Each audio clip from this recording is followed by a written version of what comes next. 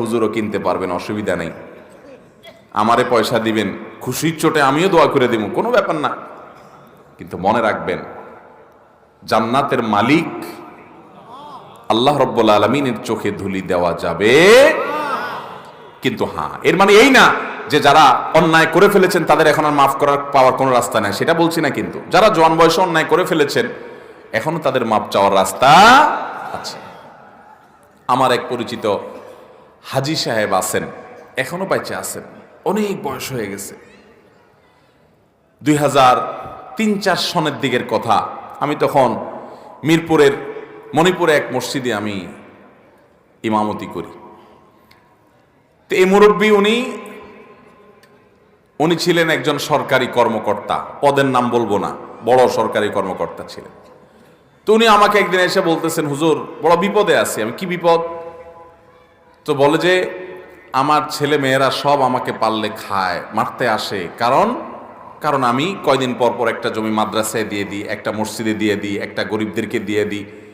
এত জমি আমি ঢাকা শহরে বিভিন্ন জায়গায় আল্লাহ আমার জমি জমা দিছে, তো এগুলো যে মানুষকে দিয়ে দেই, গোটা জমি ধরে দিয়ে দিই। এই জন্য আমার ছেলে মেয়েরা বলে মানুষ এরকম দান করে, মানুষ দান করে 2000, 5000, 10,000 টাকা মসজিদ মাদ্রাসায় দেয়, তুমি যেভাবে গোটা জমি ধরে দিয়ে দিচ্ছ, এইভাবে দিলে তো আমরা ফতুর হয়ে যাব, এভাবে দাও কেন? কারণ ছেলে মেয়েরা সব আমার বিরুদ্ধে খেপা, আমি কি করব?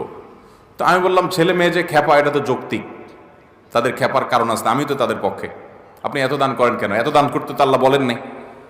নবী সাল্লাল্লাহু আলাইহি সাল্লাম বলেছেন, তোমার সন্তানদের জন্য কিছু রেখে যাওয়া উত্তম, তা একেবারে তা সব দান করে তাদেরকে খালি হাতে বসায় দেওয়ার চাইতে কিছু রাখেন, আপনি এইভাবে দান করেন কেন?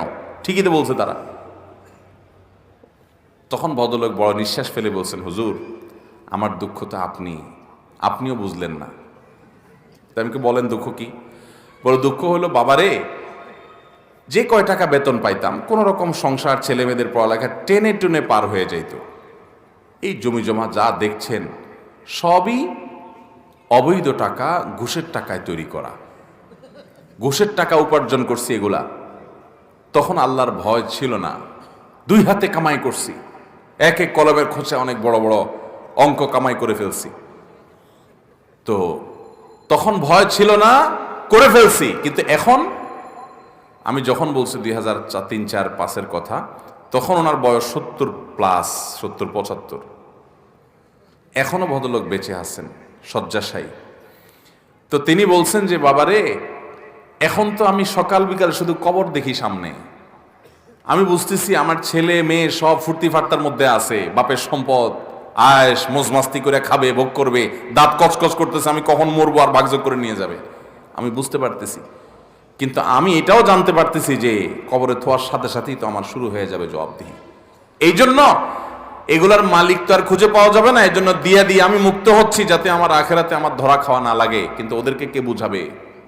এগুলো তো তাদেরকে বলতেও পারি না যে এগুলা সব আমার না, এগুলো সব মানুষের।